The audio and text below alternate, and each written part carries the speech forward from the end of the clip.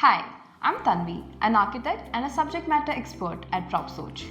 Today, let's take a walkthrough on the new launch of Niku 8 at Tanisandra Main Road. So let's talk about Bharti City's new launch, which is Niku 8. So here the developer is Bharti City. Now this project is located on the Tanisandra Main Road. Now the RERA for this project is yet to be received and the EOI window is open until 1st of February.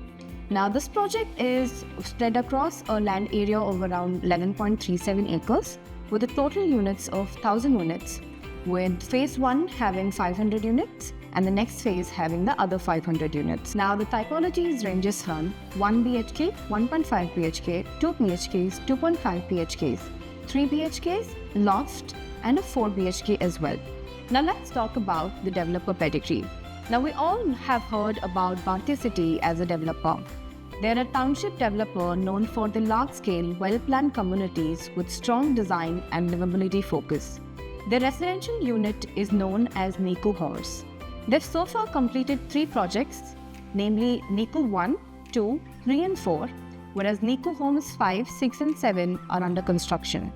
The developer has successfully delivered multiple phases of Niku Homes, which are well regarded for thoughtful master planning, strong design sensibility, community living and long-term livability. Just like other developers, Niku has also received multiple mixed reviews online about their construction quality. Now this builder has a focus on scale, location and lifestyle. Bharti City has built a strong brand recall among both end users and investors in North Bangalore. Now let's talk about the location. Now present here on the Tanisandra Main Road, this is Niku Belahalli. The upcoming metro station, which is the Yelahanka metro station, is about 5 kilometers from this particular project, with schools, hospitals, offices and malls just being around in the radius of 5 kilometers. So next year, we come towards the CDP analysis, which is the City Development Plan. We look at this particular plan to understand the kind of land this particular project is in. What are the roads cutting through? Is there a HT line? Is it under a sensitive zone, etc. Now if you see this site here, this is located in the industrial zone, which means that change of land use document is to be checked as per RERA. Now given that most developers get this change of land document before applying on RERA. So next, let's talk about the topography. Now if you see this particular section right here, what we do is we cut 2 horizontal and vertical cross sections of the exact terrain of the site here, which helps us to understand during heavy monsoons if there is a possibility of waterlogging or flooding on that particular site. Now, as per this analysis, we found out that the site is located on a higher elevation than the neighborhood and the slope is directed towards the lake here. Hence, there is no risk of flooding or waterlogging in this vicinity. Now, let's talk about the master plan. If you see this entire land parcel right here, this is the 11.3 acre land parcel, where this is the first phase of about 500 units being launched, and this is the second phase which is yet to be launched. So here at PropSoch, we calculate something called as a project density, which helps us to understand how crowded a particular project would be. Now if you look at the density here, for this particular project, the units per acre is around 87 units.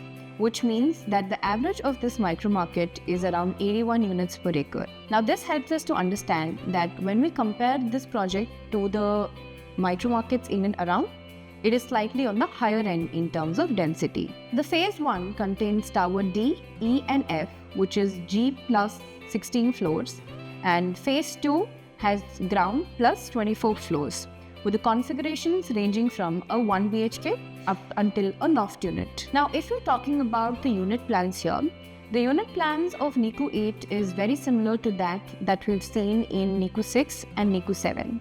A 1 BHK, which is ranging of a saleable area of 786 square feet. The expected carpet area for a unit of 786 square feet of saleable area is around 487 to 495 square feet, which means that the carpet efficiency, which is the actual area that we're going to get in our particular unit, is going to range somewhere around 62 to 63%. Whereas in Bangalore, the average carpet area for a unit ranges from 60 to 65%. Now, if you're looking at a 1.5 BHK, the saleable area of around 1088 square feet, where the expected carpet area is to be around 675 to 686 square feet.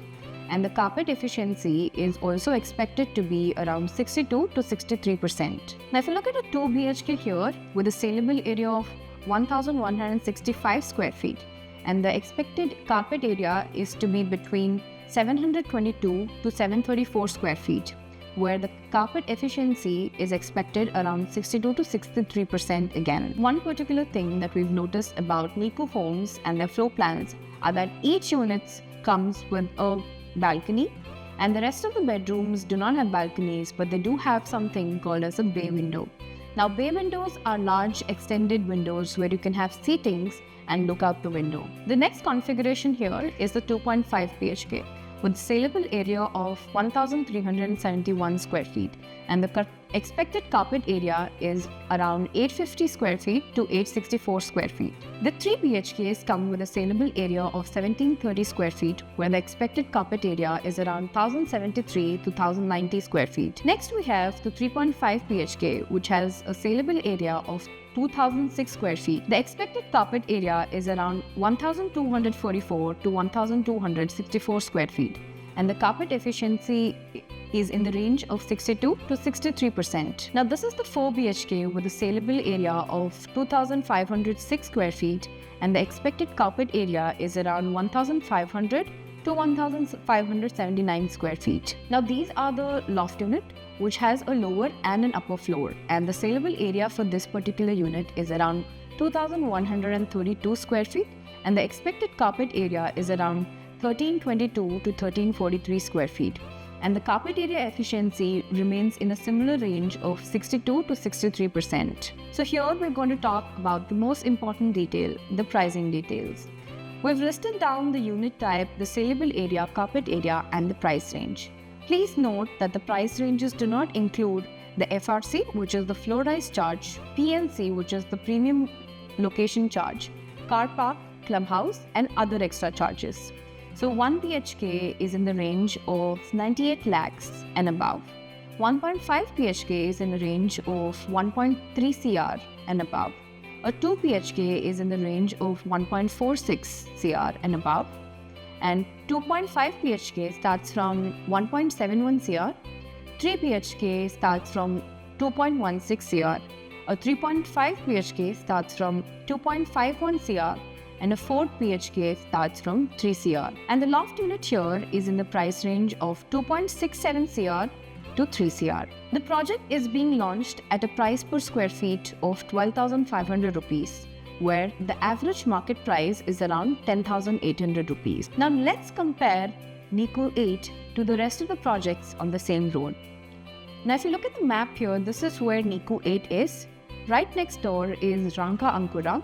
Now this is a land parcel of 4.72 acres with a total of 410 units, and the price per square feet for this particular project is 11,000 rupees per square feet. If you go slightly ahead on the Thanisandra road, we have Godrej Woods, which is again another new launch by Godrej, sitting on a land parcel of 7 acres and total number of units being 558. The price per square feet here starts from 13,500 rupees per square feet. Then we have TVS Emerald Oralis, which sits on a land parcel of 3.71 acres with the total number of units as 393 units, and the price per square feet here ranges from 12,750. Now as we move towards the Satnur main road, we have a luxury project called Asset Zen & Sato, which sits on land parcel of 7 acres with a total of 456 units. The price per square feet for Asset Zen & Sato is around 13,000 rupees per square feet.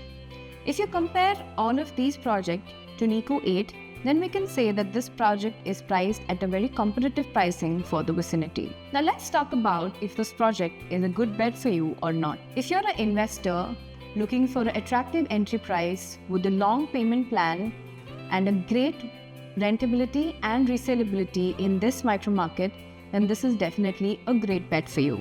Like any other project, this project has its own potentials and challenges. To know more about the details of this particular project, you can always reach out to our advisors. And for more updates like this one, do subscribe to PropSoch.